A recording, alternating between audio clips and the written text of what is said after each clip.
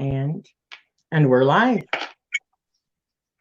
So something else I forgot to tell you is with StreamYard, there's like a 10-second, sometimes a little bit more than that because I'm on Wi-Fi down here, delay. So I'm not showing anybody in here yet because they haven't even started getting like their notifications and stuff like that. So I'm showing 0. They'll catch up, but so when we say something and somebody replies, it was like we said something like 15 seconds ago or 15 seconds ago for them. Gotcha. So. Yeah, that is strange. Yes. So we've got, it shows 3 people now. Hi, Sue. Hey, how are you? Hi to everybody that's coming in. So I'm showing 4. Hi, Summer. Summer is Astardia's son. Okay. She's claying, she's a clay artist, so she's doing this while she's watching also. So she might not be able to type as much. So we'll give it just a minute for people to roll in and then we'll get started. All right. Yep. So what are you drinking today? Are you drinking coffee or tea or? It's my coffee. And my coworkers say this is a wine cup. And I said, coffee is my wine. So leave me alone. Yeah. I need my coffee. Right. I recently started drinking coffee again. I was off coffee for quite a while and just sticking with the tea, but yeah, I'm back on my coffee again. Even if it's just 1 cup a day, it's just so damn good. It tastes so good. Yes, it is. And I like flavored creamer, so it kind of tastes like candy. And oh, what kind of flavor do you use? Right now, I'm using caramel vanilla. Oh my gosh! Yummy. Yeah, really yummy. Yeah. Hi, Patsy. I'm a new subby to your channel, Rachele. Oh, thank you very much. And relatively new to Holly's. Wonderful. Yep. Me and her have been having some good chats. Oh, that's awesome. Yeah, she's from Scotland. Oh my gosh, I love Scottish accent. Me too. I love that. I mean, they could pretty much say anything. They could be, telling the dictionary, going through the meanings. I'm just like, oh. Reading a menu, and you're like, do it again, do it again. Exactly. More, please. Yes. So, everyone, I am here with Holly of Fluffy and the Witch. I do have down below her channel. But let me actually go over there and do that again so I can put it in the chat.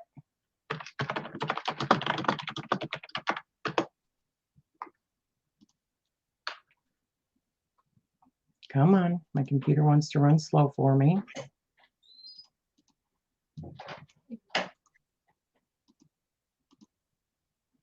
Now let's see if it's going to behave with me today. There we go. So, yeah, my last live, it was not letting me put in any links in my own chat. I'm like, what the hell? So there is Holly's link. Please go check out her channel, guys. And we're just going to get started. Okay. So the first question is your channel name. Why that name? So, Fluffy and the Witch stems from a Facebook group that I've adminned on for about 3 years. And Fluffy is the tongue-in-cheek name of a dragon friend of mine. Dragons are a very huge part of my path. And Fluffy is not fluffy. He doesn't like most humans. He is pretty fierce and intolerant of a lot of things, but he is a very close companion of mine and has been for a long time. And so the tongue-in-cheek name for him is Fluffy because he's anything but. And on that channel, he kind of got a following. people would talk about Fluffy. The Fluffy eye is put up when people need to chill out and kind of watch what they're saying. And people kept saying that he needed his own Facebook page or his own channel. I'm the witch. So when I was thinking of a name for my Facebook channel, I decided to pay homage to him that way. So he's here with me. He's always with me. Now he's on the YouTube channel with me. I love that. That is really cool. And I like the teasing about the Fluffy. Yes. Really. Yes. I would have never known that. I love Yeah. it. So how long have you been on YouTube then? So I've signed into YouTube obviously for a very long time to watch other videos and stuff like that. I had to go look, and the first video I made was November 3rd, 2018. And it was a dollar store haul. Okay. You gotta love the hauls. I love the Yeah. hauls. So what is the direction that you envision for your channel going forward? You know, I saw that question was coming up, and I honestly have no idea. At first I was extremely nervous. So I stuck with things that I had watched a lot of, like unboxings and hauls, and have slowly started sharing more of my path and the things that I do. And I don't want to have tunnel vision. I am eclectic. I do a lot of different things, and I'd like to share all those different things. So I'll still do unboxings, I'll still do hauls. I will start to incorporate more of like my Aubrey Camino oil, where I'm actually creating witchy products or oils or things like that. And whoever likes the certain type of videos will have something that they can enjoy. So I love that. yeah. That's perfect. Don't bait yourself in a corner. You don't know where it's going to go right now. No clue. That's the kind of person I am. So Does this look familiar? oh yay, you got one. I could not believe that. I seen it on your channel, Mm-hmm. and I thought, oh my gosh, because they're really expensive for this size. Yeah. And this works perfectly. It's still got the, it's wonderful. It's super heavy. I thought, oh my gosh, I got to go get one of those. Yes, I'm glad you did. That's great. Yeah. So yeah, she had shown it. Holly had shown it on her channel, and immediately it went in my cart. I was like, oh well, yeah, I gotta have that because my other one, I love cauldrons. Oh, that's so my other cute. one is that. Yeah, but look at the size difference. Yeah. And I love the wide top, and it's real cast iron, it's food safe if you wanted to do it for, to make a ritual or something that you were going to ingest, it's safe for that. And my big thing too is to help people understand that all of these things are tools. Even the cauldron is a tool. And I think a lot of beginners get kind of nervous because they think they have to have all these things. They have to have a cauldron that's shaped like a cauldron. But to be honest, back in the days, our ancestors used cooking pots, Mhm. and that's what they used. And there's all kinds of ways. I think a big part of being a witch is learning to use what's around you. I call it MacGyver witch. Yeah. And rather than, I love my bling. I absolutely love my bling. I love my boxes. But there are times where I push all that to the side, and I go outside and get whatever's there. Mr. Tree, if people have watched my video on him, I go and get fallen pine needles from him. And you don't even need that. All you need is yourself, your intent, and your emotion. Yeah. Your power is inside of you. Those are just tools to help you project that power that's already there. So I try to find other ways, like I did a video on how to use normal household items. You don't need the fancy. I love that about your channel because let me just tell you, I was one of them. in the very beginning. That's why I have a lot of tools now, but that's why I only started practicing, really practicing. I've been studying it for 7, 8 years, but just started practicing like late last year. Well, last year. But look at all that time I could have been doing stuff and felt like I wasn't prepared yet because some of the books that I started with we're not, I mean, they would say that, but then they would say, okay, so you need this color robe for this kind of ritual. You need this color robe. You need to have this. You got to set up your altar just like this. And it just held me back because I like doing things the way that you're supposed to. If I had Exactly. had somebody telling me, listen, you don't need to do all that, Right. would have saved me a lot of time and money. Exactly. Exactly. And I always think back to that. I have this image in my head of the, witch healer back in the day, living in the woods. People came to her. She didn't have eBay. She didn't have Amazon.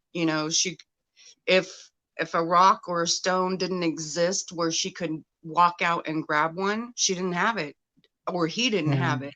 They didn't know they even existed in some cases, and they were powerful. They were Mhm. amazing. And so I really try to stress that even when I show things, it's just a tool, and tools are great. And I love that we now have access to things that we normally wouldn't, and I do use those in my practice. But I also know that I could do the magic with none of those things. Yeah. Just Right me and on. my finger for my wand. Yep. So, Yep. Right on. So, how would you label your spiritual path then? um, I don't usually label it. Usually when I do, it's kind of a tongue in cheek kind of thing. People say, "Are you black or white or a gray witch?" And I say, "I'm a purple witch." And they say, "What's a purple witch?" And I say, "Well, I like purple and it's a color I like, so I do what I like." As far as the labels that are out there, which I do understand help people kind of know what's going on, labels do have a purpose as long as you don't feel that you can't move around inside of those labels. Is I will say, chaos eclectic witch. Um, I do whatever floats my boat.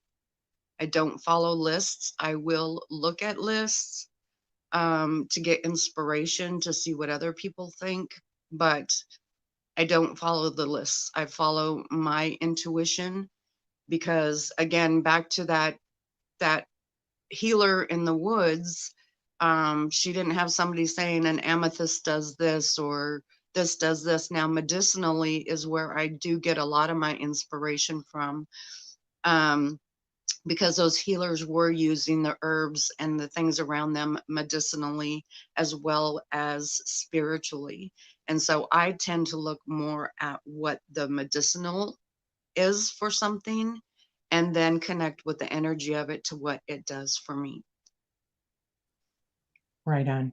Yeah, because those things they were tested because they didn't have modern medicine then, Yeah, so that makes sense. yeah. I But feel bad for the people who had to find out the hard way that you shouldn't ingest things, but yes, yeah, so do you use divination? If so, what types do you use? I do. I use divination a lot. I do a little bit of tarot. I do a little bit of oracle. My go-to is usually pendulum and scrying per se.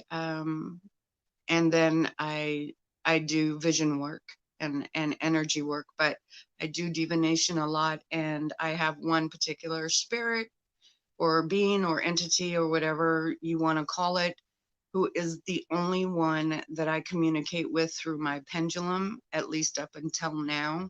I do not open it to any spirit around. Um, and that is usually my go-to, is to pull out my pendulum. Okay. And how long have you been doing that? I mean, how long have you been a witch? I don't even think that's anything that a question that I have here. Well, I don't know. I mean, people say I've always been like this. I didn't know it was a term. I bounced around a lot when I was a kid, foster care and stuff like that. So I didn't even have a community around me. It's just something I always did. I used to go out and pick different plants and smush them up with a rock and pretend I was Wow. making a magic potion. Not that I did anything with it after that, because, you know, who knows what I was really smashing up. Um, and then the story I tell is I was about 11 and we lived on a really busy street, and there were a lot of squirrels that got hit. And I felt so bad that they were just laying on the side of the road and nobody cared. It just crushed my heart. And and so I would sneak, because my mother would freak out if she knew, and I would take a shovel and I would go out there and pick them up. There weren't very many raccoons or possums. It was a lot of squirrels. And I would scoop them up with the shovel and take them into this little wooded area, and I would have a burial for them. And I would put little rocks around it. And then at the time, the only spiritual thing I had was, you know, a Bible. So I would go and get that, and I would read and talk over the grave. And then I thought it was my imagination at the time, but I could feel the energy of the squirrels around me. They were happy, they were jumping around, they would come up to the grave um, of the new squirrel, and I loved it, and I felt so good to show them that somebody did care, somebody was going to miss them, and that they did matter. So from there, I guess it's just kind of always been. It's just wasn't Yeah. any terms put to it that I knew of. Almost, I mean, when I'm hearing that, it almost makes me think like in a past life, you were a witch and came into this world a witch. I've Does had people that, tell do me you feel that. that? I I have had people tell me that. I do remember some of my past lives, um, but I have had people tell me that. So It definitely feels that way, honestly. Um, the next question was going to be, do you have a website? We already kind of talked about this. yeah, no, no. No, in the future, because you said the like the oils and stuff like that, you're going to be selling them in the future. Possibly. I've had people begging me to do that for a long time. Um, and it's kind of like anything creative I do. As soon as it kind of crosses that line, I no longer feel like I'm being creative. I feel like I'm having to produce something. Um, and I do, people come and buy my oils around here just through word of mouth. Um, it's not anything that's done all the time, but I'll get messages or emails, and they like my stuff, and I try to barter. That's the thing. I would rather barter. I think that's old school. I love it. I've gotten some things through bartering that way. I make an oil Mhm. or a salt or a spell candles or things like that, and I barter. So I don't know that having a selling site would fit what feels good to me. Yeah. So, So like, it's I've got more like roommates local in. people that you Yeah, exchange the stuff with. I love that. I love that. I wish we would bring back more in the community where we barter. You know, Mhm. I make something for you, and then you do something for me or for somebody else. And I think society is That missing a just lot of that. compounds the magic too. Yes. Yeah, having all those energies there. Yep. So, what are your tarot birth cards? So I had to go look them up, and they are Temperance and the Hierophant. Right on. That's all I know. So I'm sure Do you you know know the what that, meaning. I was going to say, do you know what that means to you for those two? No. Well, one definitely fits. Temperate or well, temperance is all about like balance, finding that happy medium between like this or that. And that can mean anything, you know, Right. as above, so below. So, you know what I mean? That balance. The scales, like the scales I bought. Yeah. Yes. The Hierophant can either mean that you are the teacher, which I'm guessing that's what it is. That's how I feel like. Okay. Or you are the student. And I feel like you are definitely the teacher just by the things that you are doing on your channel, showing other people, you know, it doesn't have to be so hard. This is how you can do things, you know. So does that seem fitting to you? I would like to think so. Yeah. Yeah. And your life path is A 5. 5. Yeah. I think 5, and I don't remember for sure. Did you look that up yourself?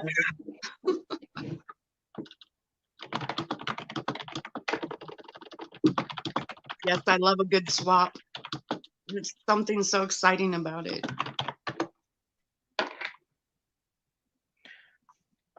It says that the life path 5 is the number of freedom and change. Those with the life path 5 tend to seek freedom above all else. And you know what? That sounds about right. If you said that you have a hard time putting something out there, and then if it's like on a website, then you almost feel like it's an obligation instead of something that you want to do. Right. Doesn't that make perfect sense? Yeah, it does. Actually, it makes a lot. Yeah. Yeah. When you get to my sun sign, it'll make more sense. What is your sun sign? I'm a Sagittarius. Oh, very fiery.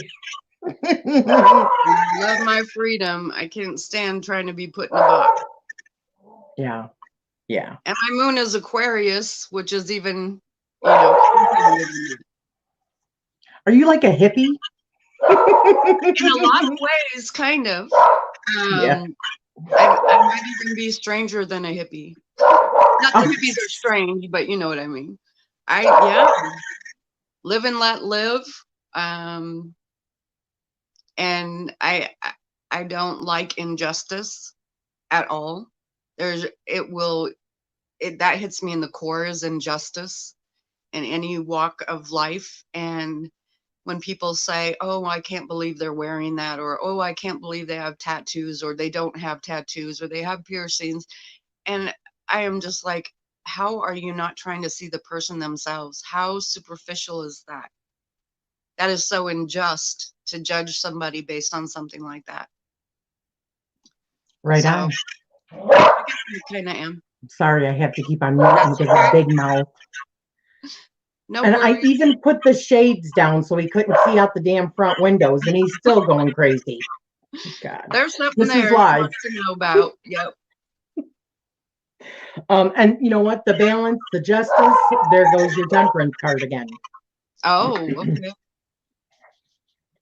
So the next question was, what is your favorite tarot deck? But I only have one, and I've only ever had one, and it's Tarot of the Cat People.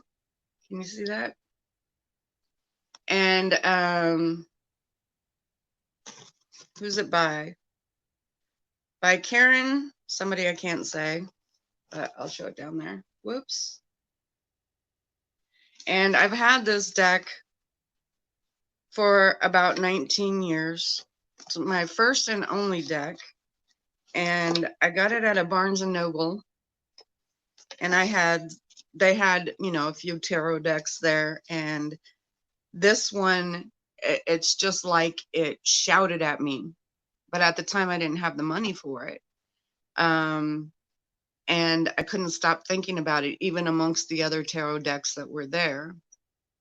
And so I started, you know, saving a couple bucks here and there. And I thought, it's not going to be there. You know, when I go back, it won't be there. And it was. And so it came home with me, and the box is beat up, and I still have to use the book. But this is what the back of the cards look like. And the book tells a story about these people. Where's my camera? And in each one, there is, you know, a cat associated with the card. And the book tells about these people, and it's kind of story-like. And sometimes the cat is a wild cat. But I have been so drawn to this, and every time I think about trying another deck, I kind of feel like it wouldn't be too happy with me. So I have not. Another thing I don't do is I don't put it in anything. It's been in this box and I leave it out. And everybody has their own beliefs and their own way of doing things. But to me, we're kind of like friends. And so I want my friend kind of knowing what's going on and being a part of my life. So it's always out and always around. And when I do readings for other people, I will cleanse my hands with a salt mix I made and cleanse the deck after. But that's kind of like, you know, washing your hands. It's getting the, not germs make it sound bad, but it's getting the other energy off of both of us, me and the deck. But I don't put it away or anything like that. It just hangs out with me. Very cool. Have you done quite a few readings over the years? I have certain friends that I've done readings for. I did some readings on the Facebook group back in the day. We would do drawings and the winner would get, you know, for me, they would get a tarot reading, and from somebody else, they'd get a tea leaf reading, things like that, free of charge, you know. And I had to stop doing that because then everybody wanted them, or certain people wanted 8 or 9 more, or things like that. And again, that's me. That's that. Let me do it willingly. As soon as I feel obligated, my heart's no longer in it. So we just put a stop to it. So, but I still do it. I still have friends that come over or will reach out and contact me and ask me to do a reading for them, and I will do that for them. Yeah. So do you know what your significator card is in the tarot? You said you're a Sagittarius, so you're probably the Queen of Wands based off of that, Okay. because of it being the fire, you know, and the Wands is the fire sign. Okay. So, the next questions were related to that, but you kind of already answered that because that's your only tarot deck that you've been using for all these years. So, do you currently have a favorite book or artist? Not so much. I write my own books. I've not published, not anything like that. I have written since I could hold a pencil. I write fantasy fiction, more young adult type things. And so I spend a lot of my time actually writing my own stuff. As far as other books, I prefer witchy reference books to like herbal magic, or I have this one. And again, it tends to be more towards the medicinal side. I do have a hoodoo book that is more like, I also have the Cunningham herbs and stuff, because I do like to look at those lists for inspiration or to see how somebody else views them. I will not always necessarily view them the same way, but I do love that old school herbal healing medicinal type reference books. Right on. I love that too. I actually got a couple that were passed on from my grandma. Oh, I love that. Yeah. So, do you have a current TV series that you are enjoying? Well, I am flipping back and forth between watching the entire series of NCIS and Supernatural. Yeah, since being laid up for a long time, I'm very eclectic on what I like to watch, and those are the two that I'm watching right now. I love them both. Okay. I cannot get into those like crime scene things. I normally can't either. It's more the characters for me. Yeah. Um, you know, I have to be compelled towards the characters in this show, and that kind of group I like. Yeah. So do you have a favorite witch movie or series? Um, I love Practical Magic, of course. Midnight Margaritas. I love Hocus Pocus. That's the fun side, more comical side. And then there's this movie, pretty not very well known, and I had to write it down so I didn't forget the name of it.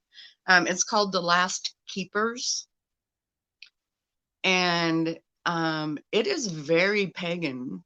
It it it's a really good show. It kind of tends to lean a little cheesy in some parts, but it is this family that are very pagan and have they're keepers. They have um, a life path and a duty, but it also shows the normal lives that they go through, and it's a pretty good movie.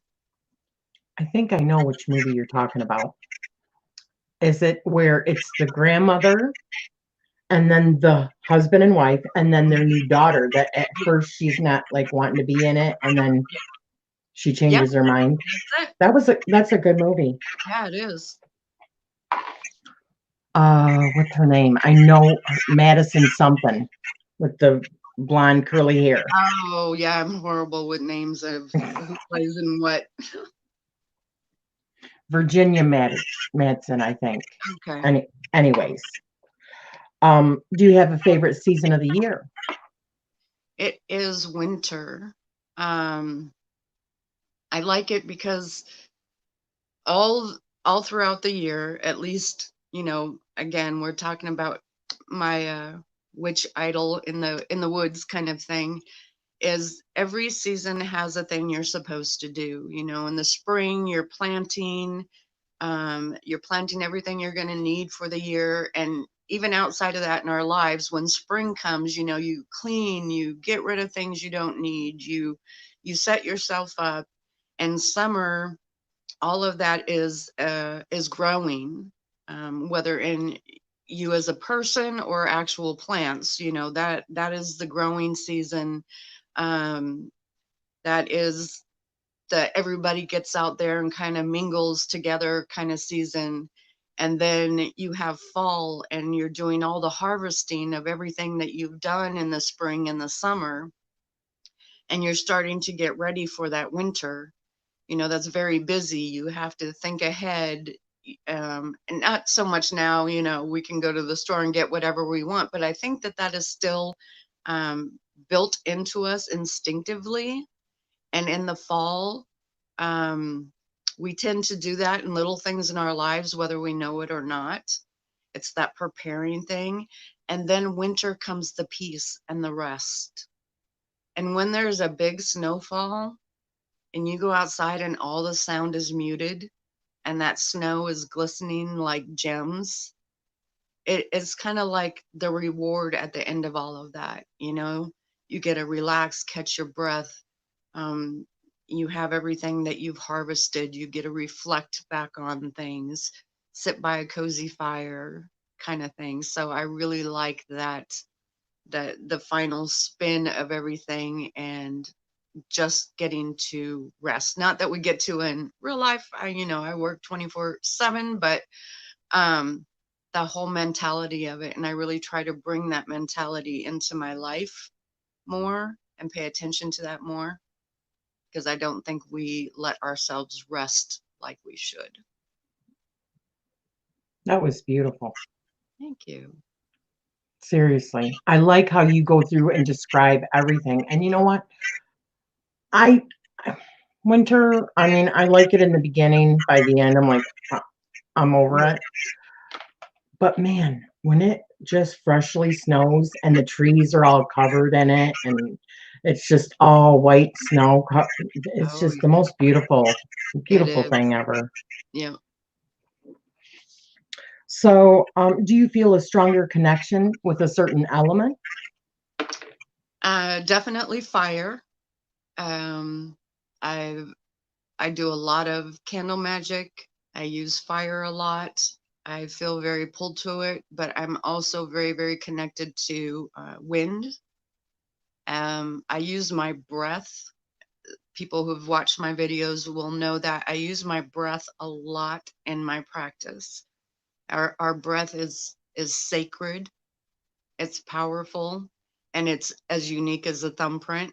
Nobody's breath is the same. And where some people say never blow out a candle, always snuff them out. There are times where I blow out a candle because I am breathing into that candle flame and pushing out the intent or the negativity or whatever, wherever it's supposed to go. That's how powerful I feel our breath is. And I will also go outside on a windy day. My neighbors usually close the curtains, but I will go out there and just stretch out my arms and feel that wind wash over me. It's like a shower, it's like a spiritual shower. So, wind is amazing to me too. Um, and fire can be nurturing, it can be offense and defense. And I'm very pulled to that. I love both of those elements a lot. Wonderful. I love that. I actually have a trick that I do for the blowing out of the candle. I mean, Oh, we're witches, right? right? Why can't we blow out a candle? Exactly. Because the saying is, or to my understanding, is that you stop it, right? It stops Mhm. at that point. So all I say right before I blow it out, especially because sometimes I'll have a lot of them, a lot of Right. candles. So I say, as I extinguish this candle with a blow, the magical energy continues to grow. Oh, I love that. Took care I of love everything, right? right. And I say with So, my breath, so let it be, and then blow. Yeah. yeah. Yeah. I told Summer about that. I was like, because half of the time I don't like taking my snuffer. I use it, but then I get wax all over the bottom of it, and I just don't like that. Right. So I'll just And to blow it me, out.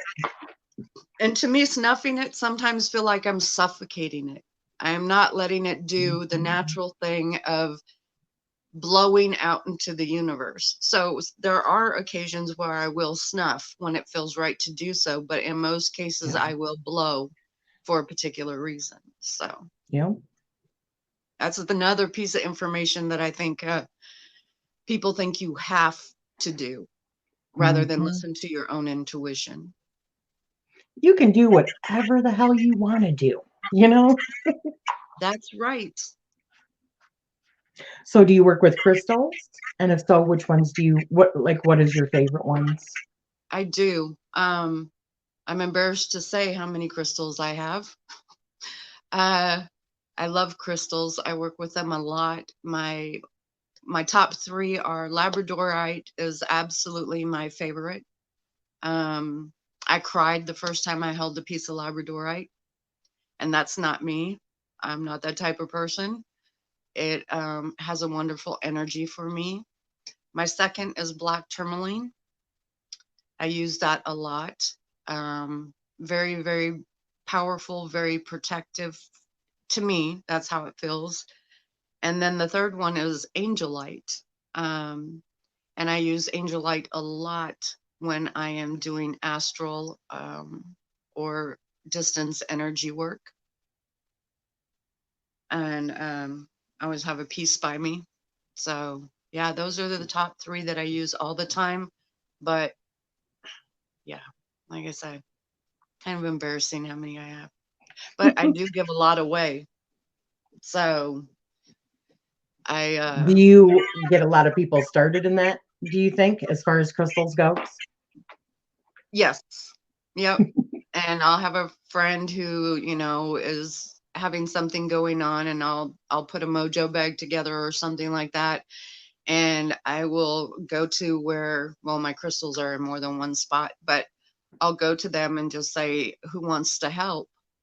And we'll instantly get drawn to certain crystals. And I will take them to that person as well. And I tell them, don't look up what it means. Um, just spend some time with the stone and see how it feels to you. And most of the time, they have a really amazing reaction. Some are like, I didn't feel anything. This stuff is, crazy. It's not real. That doesn't happen very often, but I tell them don't look it up, because then your mind restricts you to what that stone and you can do together, rather than spend time with that stone and learn about it. It's like people. If you read that certain people are a certain way, you're going to go there with that restricted idea of what that person could do for you, versus learning about that person and your connection to that person. Because even if you had 15 of the same stones in front of you, they're all unique. So Never really looked at it like that, but you're so right. yeah, Absolutely. yeah. Hmm. Yeah. So, do you have any daily rituals that you do? I do, and in the morning, or all throughout the day when I make my coffee, because it's not just restricted to morning. I do the left stir and then the right stir, and when I do the left stir, I'm saying negativity must go away, and I make it firm. I say must. I'm not asking. I'm not suggesting. I'm saying negativity must go away. And then I stir to the right and I say only positive may now stay. And I think that just sets in my head that intent. And it's what I do anytime I make coffee or even tea where I'm not adding anything to it. I do that. And then when I'm getting ready in the morning, I have my concealer that I put on, and I actually draw sigils on my face with the concealer. And if you don't use concealer, or you don't use any makeup at all, regardless of gender, you can just take your finger and you can draw sigils on your face every morning. And then I have a ritual, I guess, prayer or something that I say, thanking the universe, thanking all my ancestors or those that are watching out for me and my children. I do ask them to watch over us, but I never ask them to do anything for me other than help guide me to do something for myself. That's just me. It's one reason I don't necessarily work with deities the same way other people do, is that I don't ask any of them to do anything for me other than help me or guide me, or maybe push me in the right way, or kind of give me an inkling of what I should be doing so that I can then do it myself. There have been occasions, and it's usually in a not so how would you say it, white witch situation, where something bad is going on. I need to be aggressive. I need to jump in there. I will ask if they will help, with the protection or the removal of the negativity or whatever, with me.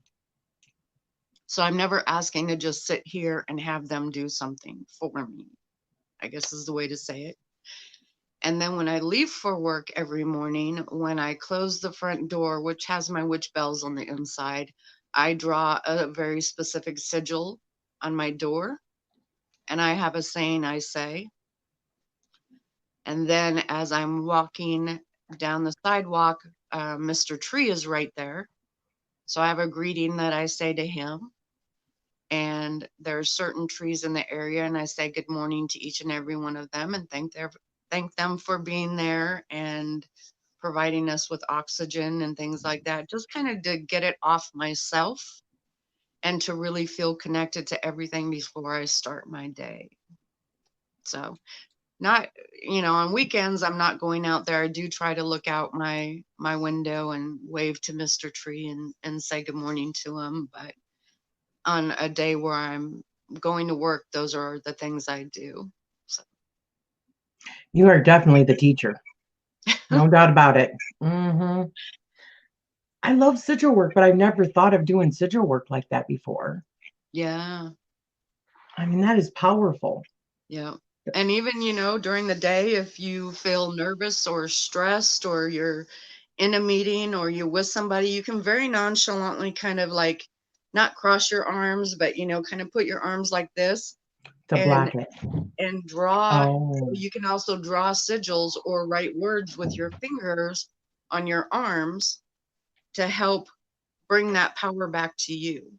If somebody's making you crazy, or I'm in a meeting at work and I want to roll my eyes really bad, I will just write, I'll write on my arm, or I'll draw a sigil to calm me or to give me a different perspective or whatever the situation is. But you can do that at any time.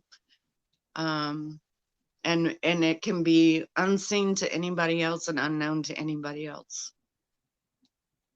that is Very friggin' powerful. excellent. Yeah. I love all the rituals that you do. I mean, many times when I ask people, it's just the simple, mundane things that you also find, but yours is like so, it's still the mundane stuff, everyday stuff that we live through, but it's the witchy stuff that you're adding into it that makes it that much more. Oh my God, I love it. The stirring of the coffee. I never thought to do that. The what is it? Widdershins and Dowsel or whatever. Dale or however it's pronounced. Yeah. Yeah. That's And it's just fabulous. all those things help send your attention, but it also just connects you to everything.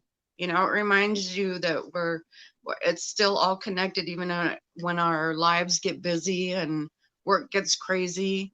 I mean, you can do it when you're brushing your teeth. That's what I tell a lot of people who tell me they have no time, whatever. I said, find something to say when you're brushing your teeth. You brush your teeth every morning. Mhm. So find something to say, whether it is thanking the universe, whether it's talking to a deity you feel compelled towards, but make that time. It may only be a minute and a half, but you have that minute and a half every single day. So use it to connect in whatever way you're needing to connect with, whether you say the same thing every single time, or whether it's an open conversation between you and a deity or you and the universe. And know that that time while you're brushing your teeth is between that's your moment for that. You can always find a moment. People think it has to be, I have to sit down, I have to have an altar cloth, I have to light a candle, I have to have my athame, I have to be able to do all this. And you don't. Just find something that you do normally and promise yourself that time, even if it's a quick stirring of your coffee. Yeah. I should probably acknowledge some of the people in chat here. Oh, I have it up here too, but I didn't want to look rude and keep looking over. Sue's, she also asked about witch bells. Oh, witch bells. Hi, Suze. She's my new buddy. Um, I use sound a lot in my practice. From the very soft and gentle to I have a big sucker that I bang really hard in certain circumstances. Witch bells on the door, you can Google it. There's a lot going on there. But to me, it's kind of like an alarm system in a spiritual sense. But when you open it and you close it, it makes a sound. And so it breaks up energy. And I have one that I got at the dollar store years and years ago that's got the round loop, and it's like Halloween purple and black, and then it has the bells hanging from it. But you can make your own, do whatever you want. Like I said, that's a dollar store one. And bells are great for breaking up energy. whether it be, and for me, the entrance of your home, because I also have there, I have a bunch of dried sage there, is that is the threshold to my home, going in and coming out, and also all the people walking by. And the bell just symbolizes, when I hear that sound, it's breaking up that energy. Anything that's not allowed to be here can't. Yeah. But the coming and going, it kind of just sets your intention again. If you hear that when you're walking out of the door, you can have it mean something to you. Again, it always has to be very personable. But yeah, it can be finding some little bells, putting them on a string and wrapping it around the doorknob. I did bless mine, I consecrated mine, and I have a witch ball up above the door as well. But yeah, the threshold, because everything in my house, the energy is how I want it. I know the energy in my home, but right outside that front door, I live in an apartments and the stairs are right there. There's people coming and going. Right. And I like to be able to break that up and keep here what's supposed to be here and keep out there what's supposed to be out there. That makes perfect sense. Yeah. I like that it's a threshold thing too, because I mean they're like portals, Yes. you know. So yeah, I got some witching to do. I clearly got some stuff to do, okay? um so I mean clearly you have skills. Is there any special skills that you have that you'd like to tell us about that you haven't? Mm. Or I hobbies? yeah, I love to write. I love crafting. I make a lot of things with polymer clay. Um, I brought one of my little. It's a fairy house. Whoops, where's the camera? And it's a little trinket box. You made that? Yeah, That and is fabulous. I'm addicted to glow in the dark, so the windows glow in the dark. But oh, where is it? Yeah. So I make I know things the like camera thing that. is messed up a little I bit. know, it's like, which way do I go? So I make a lot of different things with polymer clay. I do my witchy salts and oils and blends and things like that. And right now I'm making my middle son a set for his D&D Dungeon and Dragons dice. He wanted me to, so he told me there's 4 levels and each of mana, I think, the red stuff. I don't know. Um, and so I'm making 4 bottles. The first one's twine because it's the basic, and then there's leather, and then there's silver and gold. And so this is the leather one I made. So this is colored resin in here, and then I put the leather on it, and then I use polymer clay to cover the silver top. And so then, you can open it, shake it, and dump your dice out. That is friggin' amazing. It's fun. There was a year I made little gingerbread houses based on a football team here that's pretty popular, and people loved them and people wanted to buy them. So all of a sudden I had to make them in quantities. And by the end I was done because, again, there goes my creative outlet. But so I like to do things like that. Love to write. As far as other things, I don't know if this falls in skills, but I am part of a team that helps people who are having paranormal or spiritual problems. Um, yeah, so So you go like and investigate houses and stuff?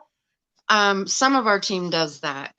It's called Paranormal Hunters, Astral and Research Services. It's on Facebook, no charge. We tend to gear towards emergency situations and not just somebody who wants to know the name of the ghost that shuts their door at night. And it's a great team of really gifted people. I am on the Astral team. And we do have some what's called boots on ground team in certain areas. We are expanding, and the team that I am mostly on does the astral work or the distance work. And we help people who are having paranormal, spiritual kind of things like that that are really affecting and disrupting their lives. Great team. We have an astral team, like I said. We have some boots on grounds. We don't have them everywhere, of course, but we have them. We have a team that follows the situation and documents it and records it so we can all go back and look at it later if needed. And then we have a team that follows up afterwards with the person and teaches them things like saging or smudging or house cleansing and walks them through that. So it's not, we don't just go in there and fix it and leave them to their own devices. We actually follow up with them and help them learn the skills so that they can control the situation themselves going forward. Okay, so you said it's on Facebook. Is it a group on Facebook, a page on Facebook? What? It's a group on Facebook, and it's the Paranormal Hunters Astral and Research Services. And I had to write that down because I just call them hunters. We call them hunters all the time. And the Paranormal Hunters and what? Paranormal Hunters, comma, Astral and Research Services.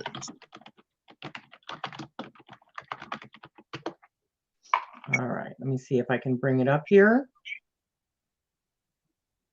Wow, that's really cool. Let me put this in chat for everybody. Okay.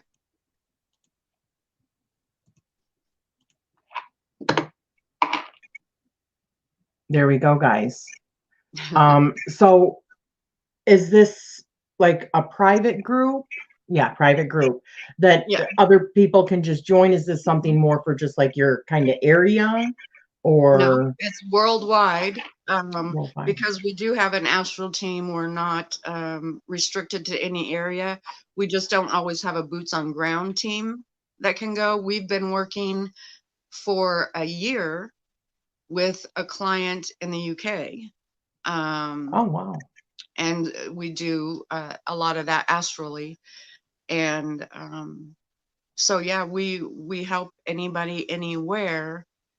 We just tend to go, again, more with the emergency where it's really affecting something, not because somebody wants to know if it's their Uncle Joe that shuts the door at night, kind of thing. But there's also posts on there that are witchy related and paranormal. There's a lot more paranormal stuff there too as well. But a great team. I'm really blessed to be a part of that team. They're great people. With doing work like that, do you ever, with doing work like that, do you ever worry about bringing anything home with you? Do you have to be like have a lot of wards up and stuff around your house or protections? Yes, I have a lot of wards around my house. Because I work with energy and because I work with, I guess you could say beings, whether they're this realm beings or other realm beings like dragons and things like that. I work with a lot. I have a lot of wards around my house. Those wards are always changing. And when we go somewhere, we are shielded and protected and we're always together.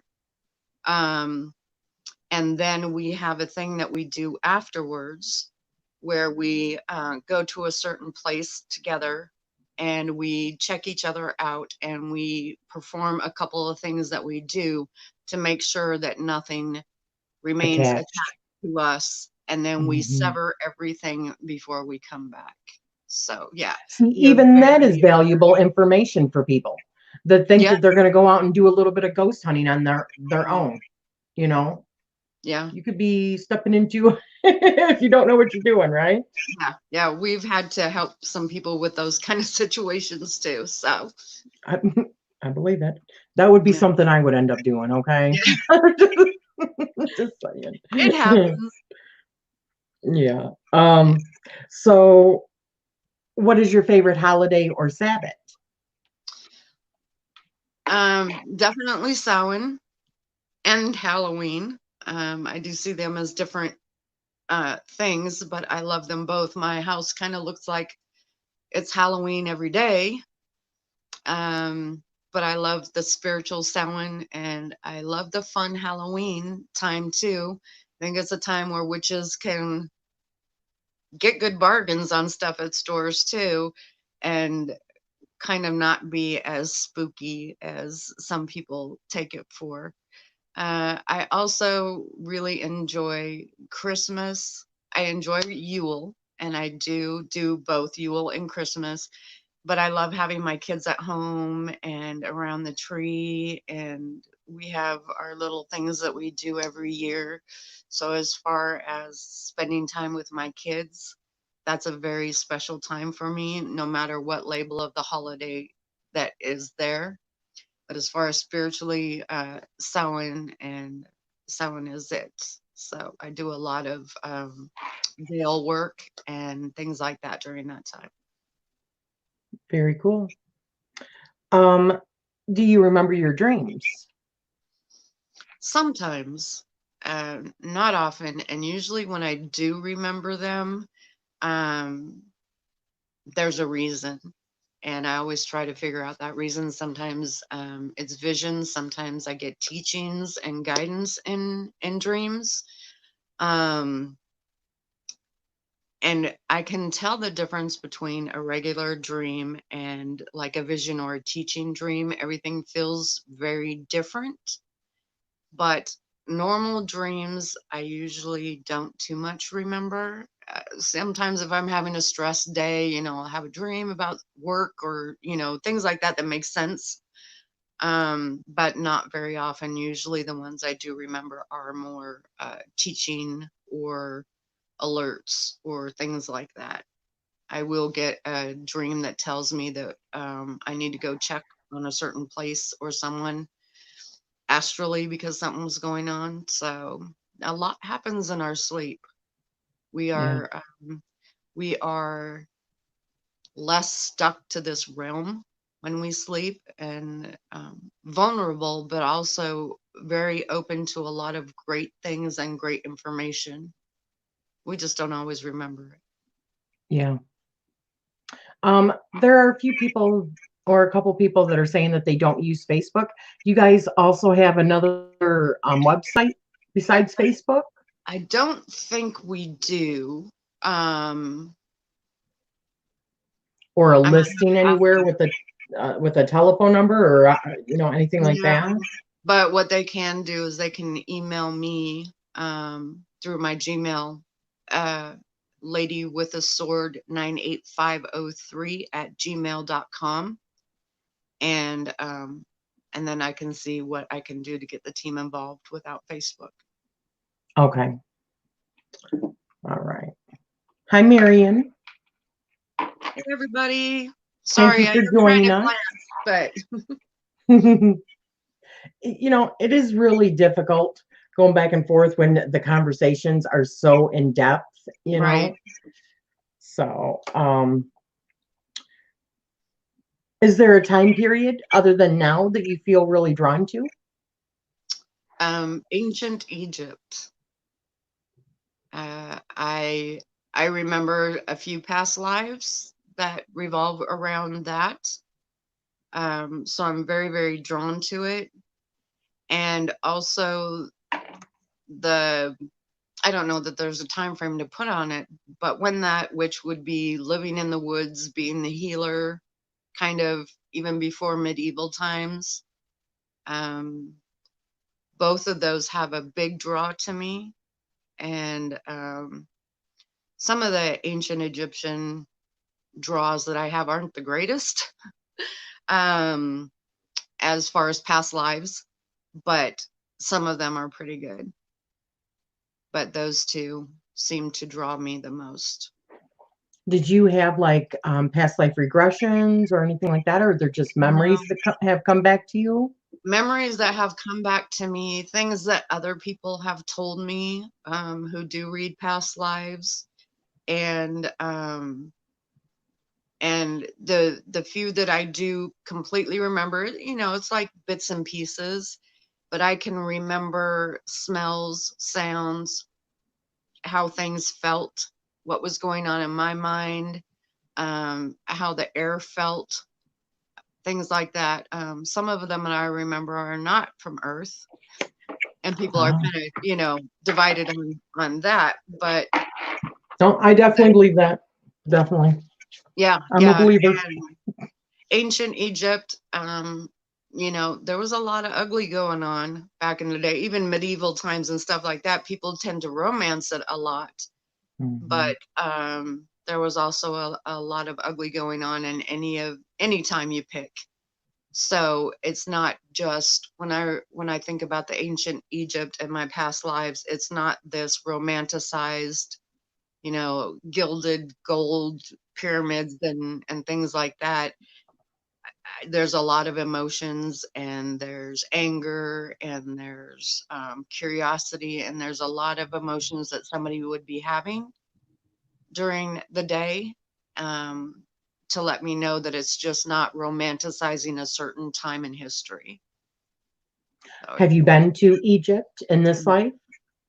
I was just wondering if you had any like wild experiences when you were, had been yeah, there. Like, do you recall any of them being like in the pyramids or anything like that, or just the in that general life time, that happened? yeah, the one time that really stands out too, I was a male, and I was kind of like a warrior type person, and I'm standing on a hillside or something, so I'm looking down at a city, and the place that I'm looking down is where a lot of higher ups, kind of like the politicians of our days, were in this meeting down in this building. And I remember feeling absolute disgust because I knew the inside scoop of, like What politicians. they were I planning? knew, yeah. Yeah. And there was no honor in what they were planning.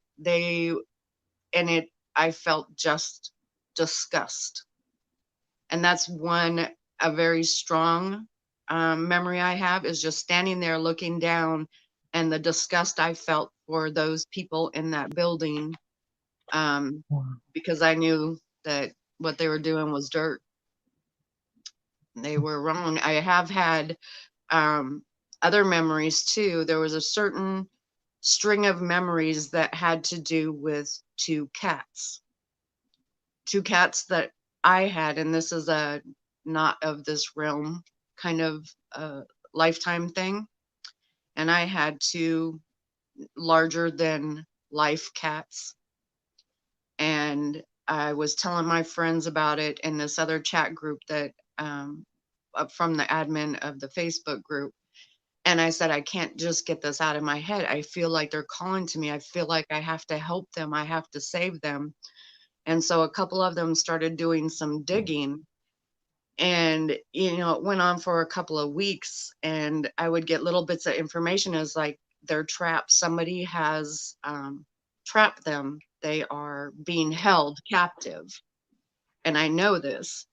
And finally, one of the people that was doing the research found this picture of a place in Egypt, and inside this was a carving up on the wall of two large cats that were chained.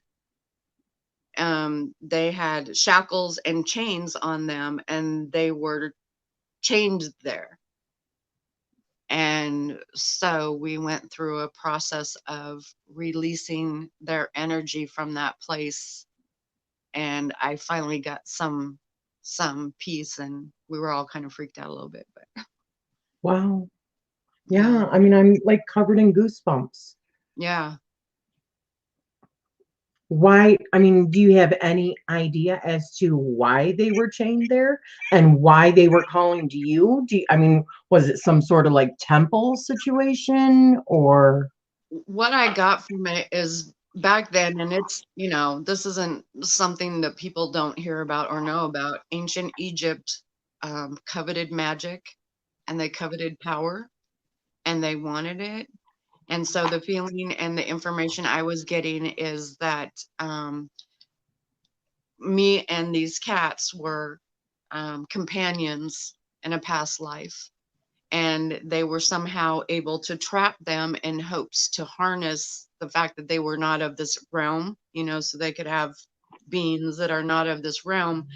And what happens often in that time is things are mummified, or they're put in tombs, or they're put in pyramids. So they created this carving and forced their essence in it to trap them so that they could try to use them to their benefit, which they were never able to do, but they kept them trapped there. Because I do recall hearing very much like when somebody would pass, they would also, entomb their animals, put their parts in like jars, and then seal them. Right. So I wonder if that was the situation, that you had passed and they did that with your cats. Yeah, it could be. So it could be. Wow, that's wild. Yeah. Really wild. Were you raised into the path that you are in now, or did you veer off from your family? No. My mom would have had me locked up for my entire lifetime if I ever even squeaked about any of the things that I felt or saw or things like that. I never told her any of it because of that. Once I was free from her and was able to be more really me, I was able to do that more. Now the rest of my family is now that they know, are very, very supportive. My grandma, my aunts, my sister, my brother, very supportive. They ask questions. We have conversations about it. My one aunt from Texas just sent me some Spanish moss and a dragon statue. And so they're great. They're absolutely great, whether they believe it, understand it, or anywhere in between. They totally respect me, and they don't act like it's imagination gone wild kind of thing. They're great. And my kids. Yeah, well, that was my the next question, so thank you. my kids are just so used to it. If I say, oh, grab this jar and go outside and get some rain or scoop up, they just do it. It's normal to them. I love that. Yeah. Yeah. So, if you could have a deep conversation with anyone during any time period, who would it be and why? It would be that witch in the woods. That one that just, whenever I think about things, it's a particular person.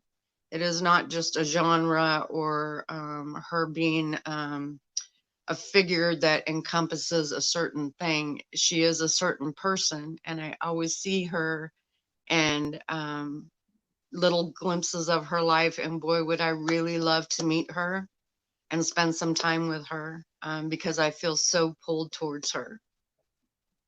Do you have any idea what part of the world that was from? No, there's just a lot of trees. She lives kind of inside the woods, but not so far in that, she's cut off from everything. There is a village nearby. And she goes to the village. The people don't come to her. And she will go to the village and she will, make medicine for them, or she goes when there's births, when people need to be birthed, and things like that. And they, in turn, also give her food, but she grows a lot of her own things as well. And so she likes to be by herself, but she loves to help people. She just doesn't want them invading her space. Yeah. It's not like if you go there, you're going to get cursed. She's just like, let me have my Private. space. Yeah. Yeah. But she goes there often, and they do love and enjoy her. So I would love to meet her. Yeah. Marion says cats are said to be keepers of the underworld in ancient Egypt. Oh, yeah, that's true. So, yeah, I always thought that they were like highly worshipped. Maybe it was only during certain periods. I don't know. Probably. I am not by any means a history buff, but there were times that they were coveted. And the joke is that cats still know that. And that's why they are the way they are, Yeah. which I love cats. But there was a time too, you know, and in all different aspects of life where they were feared. You know, there was the thing where cats were killed along with witches or people who were claimed to be witches because they felt that they had the spirit of a demon in them. Um, but as far as cats in the underworld, I've heard that a lot. But I actually um, I don't play any one field. I see the underside. I have worked with deities that others might say are and they don't have names, you know. I mean, where did we come up with these names? Somebody just came up with somebody's name, but that might be considered more dark. But again, it's based on that the energy I get from that person, the communication I have with that person. I don't go, I go in cautious, but I don't go in with what everybody else said. And I know, you know, back to the paranormal and stuff, people talk about demons and things like that. And with the paranormal group and outside of that group, I have had encounters with them as well. And while they're not happy, joy, they're not as frequent as some people think. And a high demon is going to be so rare, it's going to be astronomical, the numbers. They don't care. I think the thing is that because of media and because of teachings and, you know, some Christian or Fears. other teachings, things like that, everything that's negative or scary is demonic. That's, you know, just where our brain goes to. What are And demons, though? Demons even were considered fallen angels, right? exactly. Exactly. And that's the thing I have too with people who say, oh, angels are so angelic and sweet and everything. No, they were Really? kick butt warriors. They would smite Hmm. you. And the ones that I've run across, the ones that will talk, humans are not the top of any food chain. And Hmm. that really gets to me sometimes when I have talks with people.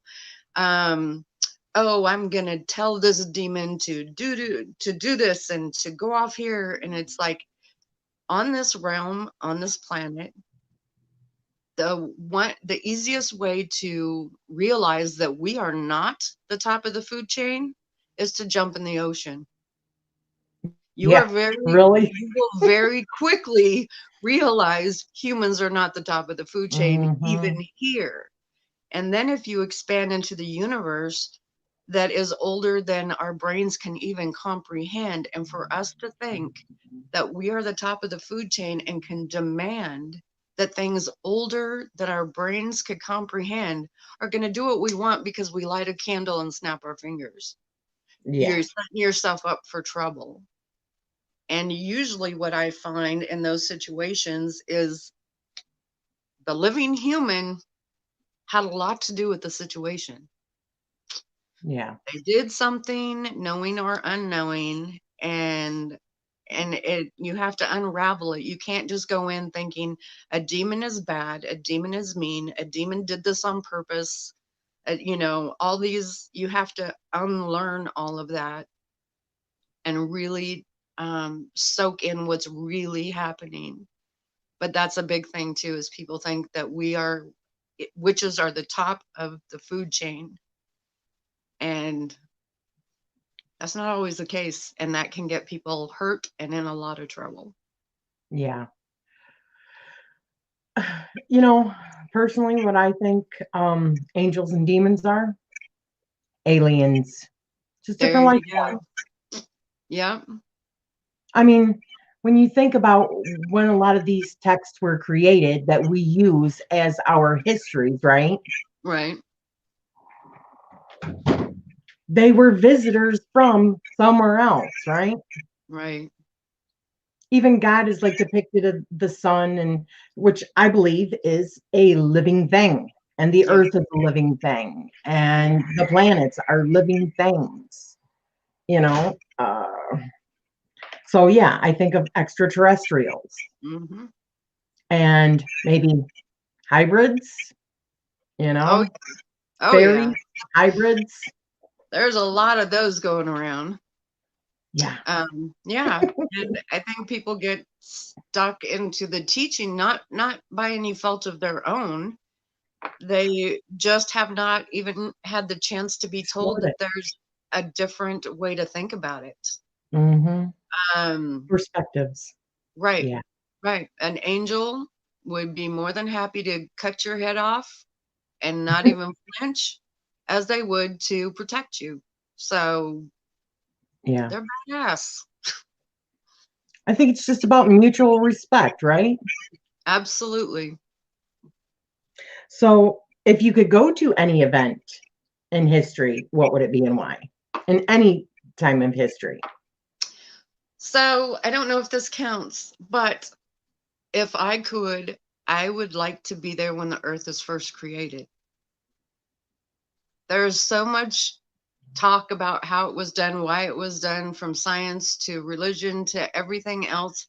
I would love to be on the outside, like floating out there in the universe and watching this planet become or be born, and kind of, like time lapse photography, seeing the first Mhm. plant come up or the water split or however it happened.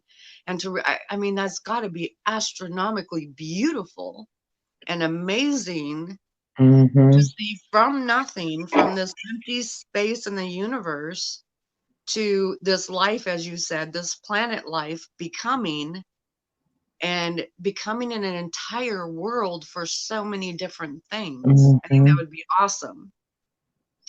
And if that doesn't count, I would like to be there when they started building the pyramids in Egypt, because, like you, I think there's alien involvement there. Yep, So definitely. I want Yeah, to I know. was just watching something yesterday about it Yeah.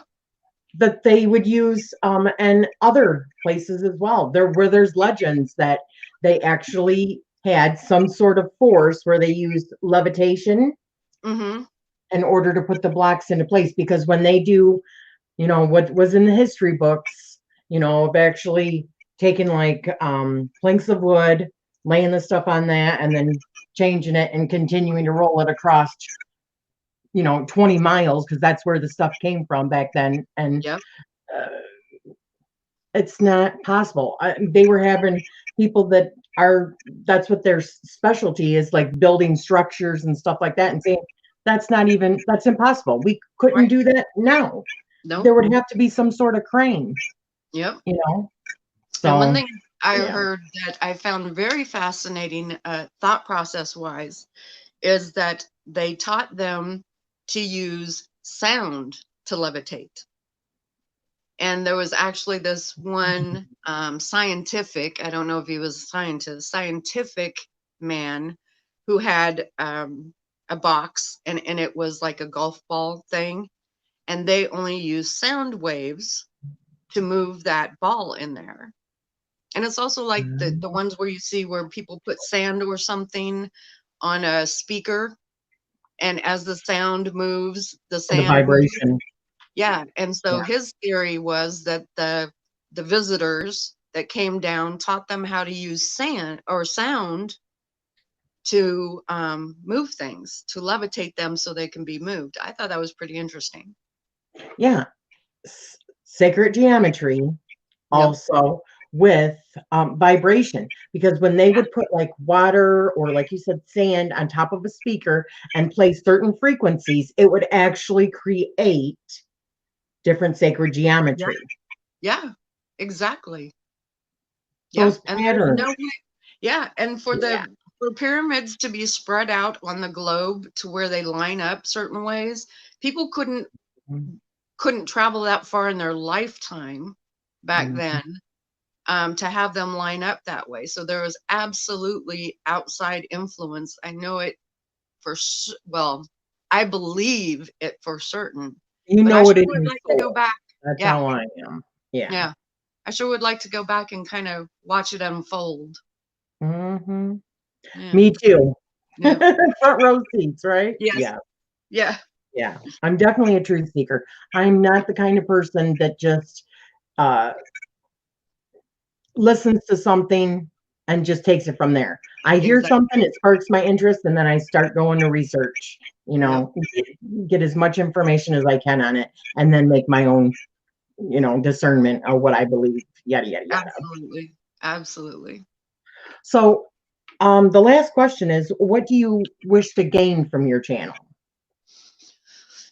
Friends, to be a part of the online kind of witchy community and to learn from others, like when I watch your channel or somebody else's channel, and to also give information out there about kind of how I do things. I think my biggest thing is to try to break the stereotypes that make people reluctant to either trust their intuition or to try thinking that they have to have all these certain things. I think no matter what kind of video I make, um, I try to talk about that, and I think that's really important. And I think a lot of people get stuck on that unfairly or get judged because you're not a real witch and unless you are, that drives me crazy too. Don't do that to somebody. Yeah, You are right. destroying that person and you are becoming a blockage for that person. And that's on you. If you do that, you are now a blockage to somebody and you have halted something that now hopefully they will overcome. But to encourage each other to be different, to be unique, and to trust your own instinct. And I love everybody else's and I've made some great friends. So that's all. I'm not in it for any milestones or any particular kind of thing. It was a challenge to myself to make that first video and just kind of do whatever. So We're glad you did. I'm very thankful to those who watch too. I mean, it's been amazing. I thought I would have like 3 or 4 subscribers and they would all be related to me. So Yeah, that's funny. yeah, Hey, you know what? I think that has been pretty much unanimously, if that's even a word, unanimous, what most everybody wants to gain out of their channels is that mhm, community, those friendships, right, that closeness with other people, because a lot of people feel very solitary in their right. path. But there's so many of us that feel that way. I mean, And it's very freeing, even if it's a different of opinion, even if the subject is something that you're not able to talk about with anybody else. You can have a difference of opinion, but it's the subject themselves is like, oh my gosh, I finally get to talk about this. It mhm, it is yeah, it's freeing. It's a great feeling. And I think we deserve that and this community on YouTube gives us a chance to do that. It's awesome. exactly. So, do you care if I open this up now if anybody's got any questions for you? No, go for All right, guys. it. Let Holly have it. Shoot away. I'm a um, mom with 3 boys. I'm used to it. yeah. 3 boys. Wow. Yeah. I did have a question. If you watched any of my stuff, you know that I forget things. If I don't write Oh, it mine are down, the same way. Even if I try to write um, them down, then I'll forget where I wrote them down at. that's me too. I have like little notes all over the place. I Yep. find it like 2 months later. That's Yep. where it was. Exactly. So Maria says there are lots of us spiritualists. The problem is we are all over the place, all over the world. YouTube helps with connecting. Absolutely, it does. Absolutely. Yeah. Absolutely. But that's also the fun part of it. because we're coming from different places of the world, different cultures, different just way of upbringing and everything, and we still have a lot of similar thoughts, and we're coming together, uniting through Yep. a platform like this. That's really cool. Oh yeah, and to be able to see the different ways, you know, witches do things or things like that, Mhm. I love it. Again, even if there's a difference of opinion, it feels like, you know, going over to a friend's house, you know, and seeing how they bake a cake or something like that. It and it also just validates each Mhm. other, I think. Especially Yes. those who are in the broom closet or who can't talk about it with friends. I think it just validates that what we do and how we are is not something out of a hocus pocus movie. And it is really everyday life kind of things. I don't dress up witchy, at least that anybody else could tell. I do choose certain things for certain reasons, but nobody else would know that. Right. And it just gives us a voice, even if we're not the ones speaking. That reminds me, I remember the question. Okay. What does the word witch mean to you? What is a witch to you? Ugh. Wow, that's a tough one. I would think a witch is somebody who realizes the universe is there, that everything is energy, and that sees the uniqueness as well as the connection to that, and then knows that that is also inside ourselves, however we choose to do that outwardly. You don't have to be a spellcaster. You don't have to be a card reader. You don't have to make potions. It could be somebody that stirs their coffee every day and feels severely connected to the things they say, or goes outside and sees a tree and feels like that tree is happy or sad or needs the rain to come. So you kind of wish it would rain for them, as we see outside of ourselves, but we see how connected we are. And there's no box to put that word in, other than that. I don't know.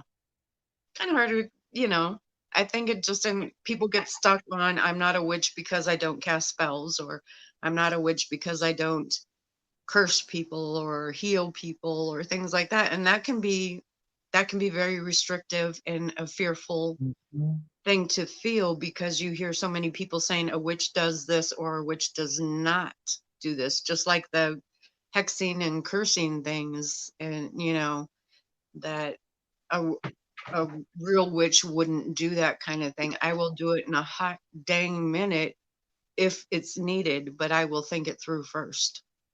So I know witches that have never cast a spell and probably never will. Yeah. I think a witch is somebody that is a seeker, Yep, that's a good way to put regardless of what they're, somebody that doesn't just take something and just say, okay, well, there you go. it. Yep. Doesn't care to know anything more. And it can be a seeker of anything, really, but somebody that is not always a wise person either, Right. but just somebody that's always on that journey of seeking, knowing the answers that they're seeking, right? Right. Right. And then practicing upon it. Yeah, that's a good way to put it. That's why I think you can be a witch in any walk of life. You can be atheist. You Yep. can be somebody that is a Christian witch here.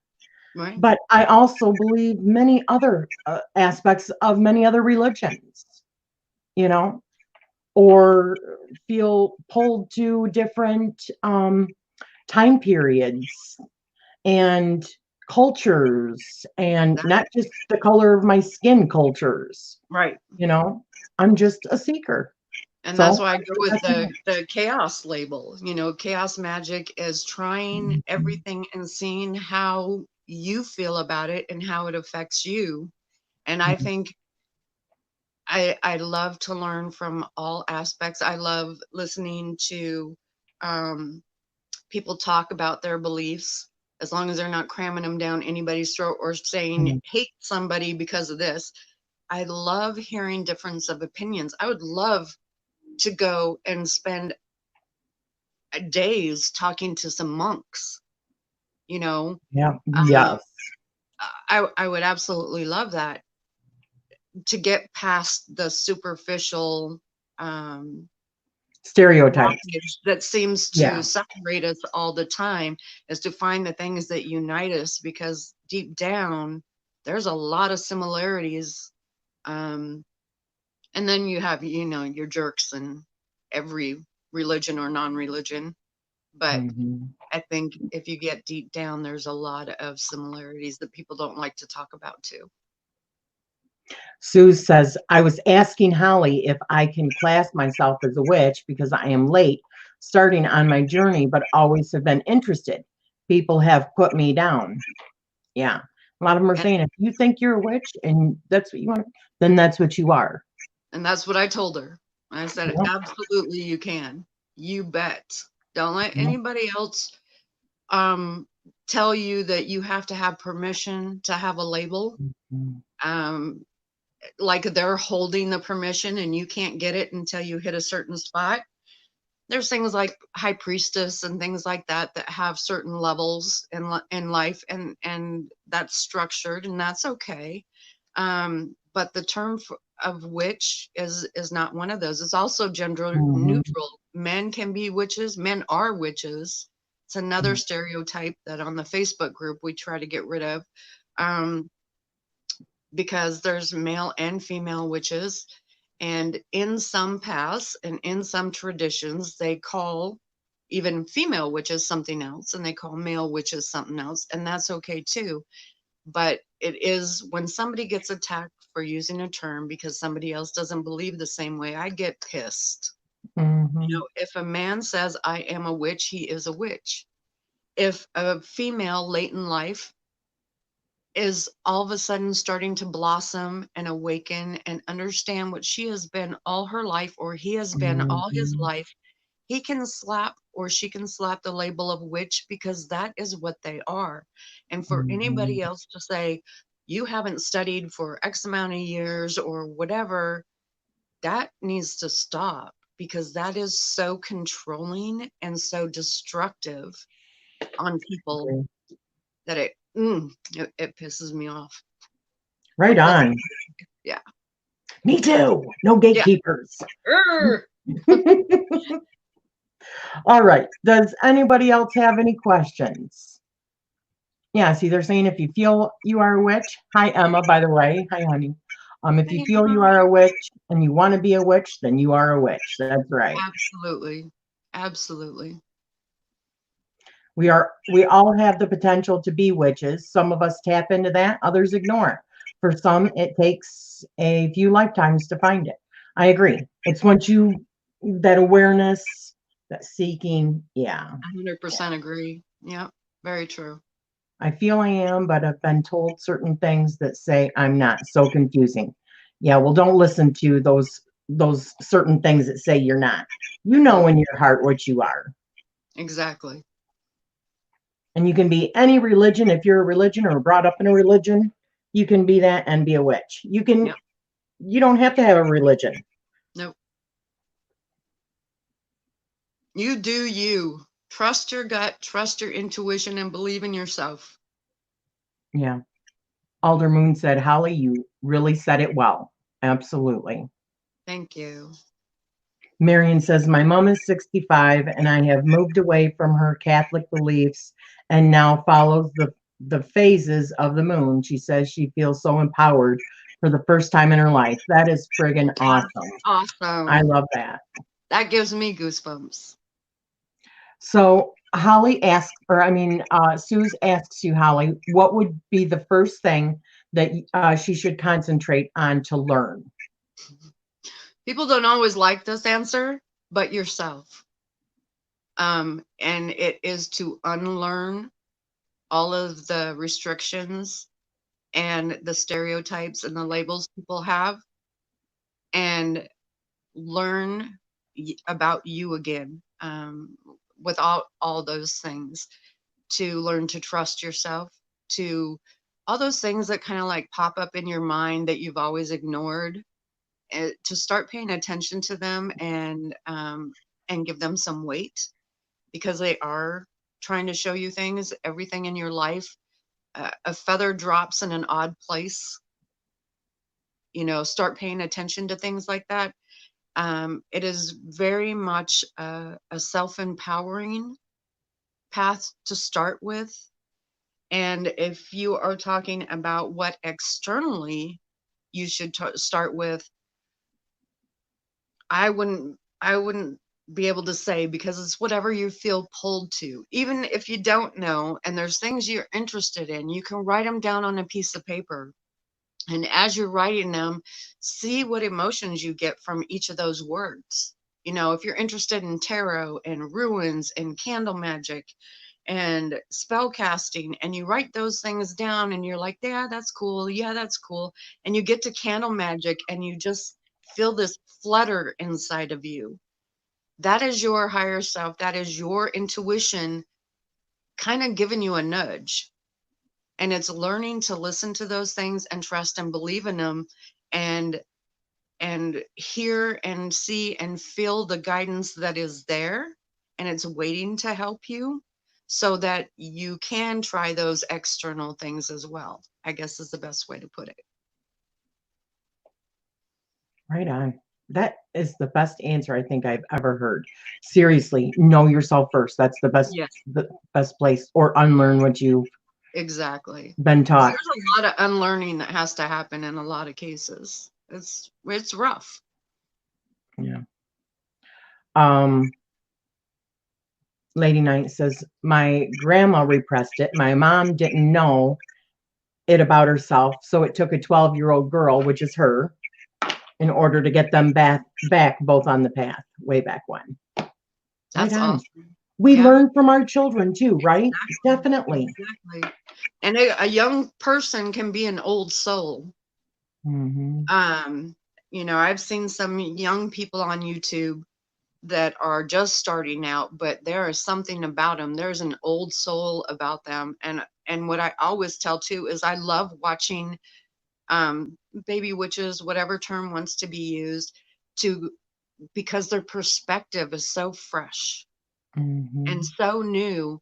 And sometimes they think of things in ways I'd never thought of. Doesn't mean I have to agree, doesn't mean I have to take it into my practice, but it's so refreshing. And to think that certain amount of years or certain ages or certain things mean that nobody can know more about you if they're younger and starting out. They can have amazing ideas. And you Hmm. can find some really old souls that way too.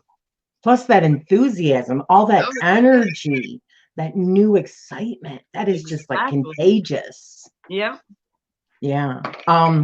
Sue says, I think I need to learn to love myself. Absolutely. Yes, you Absolutely. do. You Alder bet. says, listen to your intuition. It will never steer you wrong. That's right. Exactly.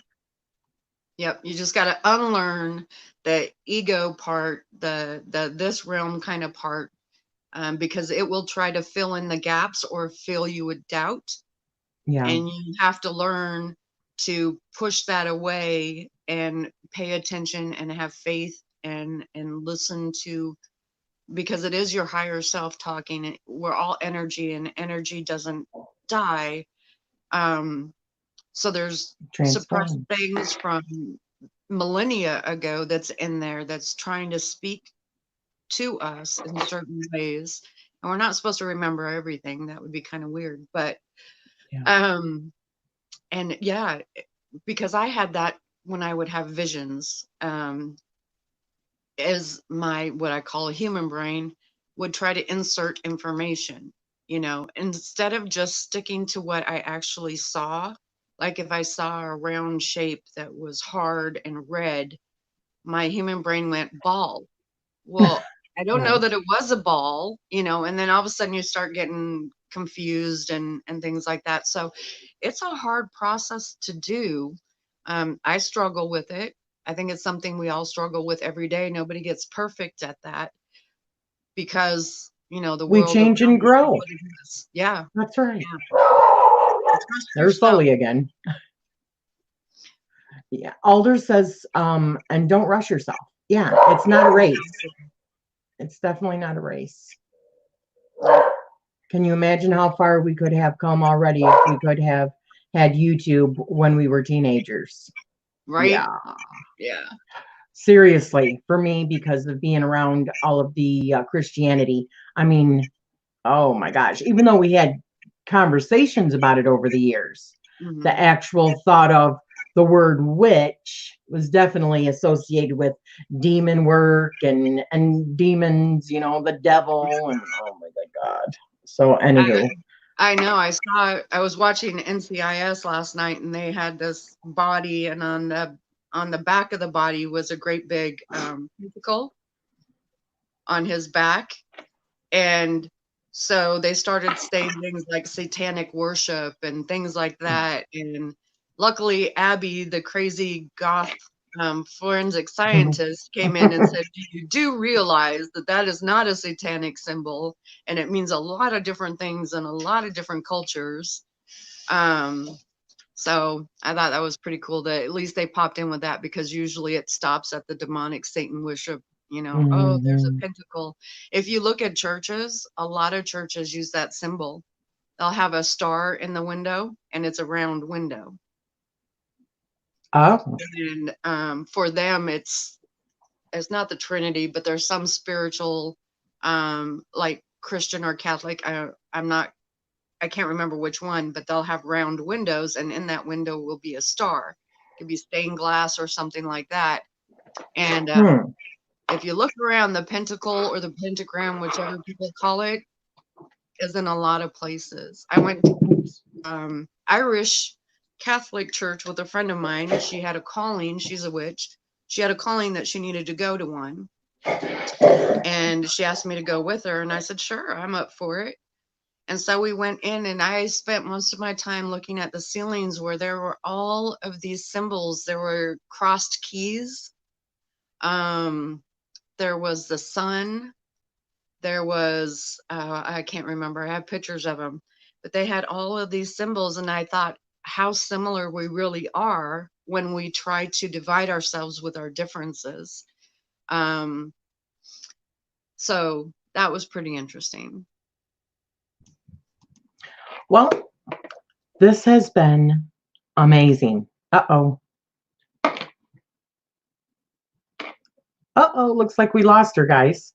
We'll see if she comes back, but this has been wonderful. Yep, here she is again. Yes. All of a sudden, it just popped up and said something went wrong. Like, oh, I guess it didn't like what I was saying. Well, I was just letting everyone know. I think this has been wonderful. Thank you so much for coming on here and doing this interview with me. Thank you. I love learning all of the stuff. I love your channel. I love how informative it is. All the new stuff, the new plant that you just got with those lights. Yeah. Those are like actual like grow lights, right? Yes. Yep. That's really cool. Yeah. Really, really cool. I want to get into like the more green stuff. I have like the arrow garden, but it's like limited. And then once you get so many of them in there and you let it grow really long, all the roots get intertwined with each other. Oh, yeah. I didn't think about that. Yeah. Yeah. I tried to take them out to replant them, and I couldn't without just ripping them apart, you know? Yeah. So you have to do it when they're little still and then replant them. But I Gotcha. love it's like foolproof because of the lights, the grow lights that it has. Yes. I mean, that pretty much does all your work for you. Exactly. You know? Yeah. It's wonderful. Yeah. But so thank you so much. You're welcome. Thank you. This has been wonderful. Thank you everyone for joining us today. This has been great. And I'm sending you love and light. All right. Blessed be.